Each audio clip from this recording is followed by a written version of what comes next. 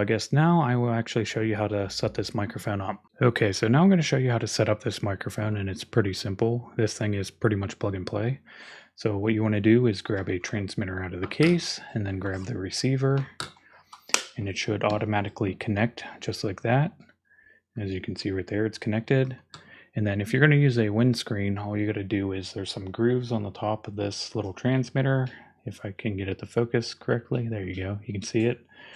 And then if you take a look at the bottom of the windscreen, there's kind of matching grooves. So all you got to do is just insert this and then twist it a little bit, and it should lock into position. And as you can see, I'm pulling on it, it is not falling off. Okay, so now all you got to do is grab your receiver, and then you look for your little 3.5 millimeter port right here, and then you just grab whatever cable you're going to be using to connect to whatever device you're using.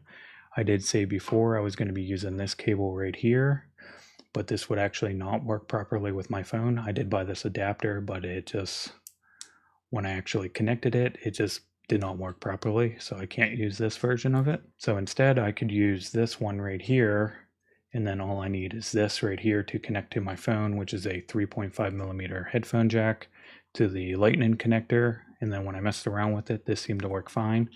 And if you don't want to deal with all these adapters and stuff like that, you can also buy this cable right here, which is a TRX cable, and it is a 3.5 millimeter to lightning port. And I will leave a link for this down in the description.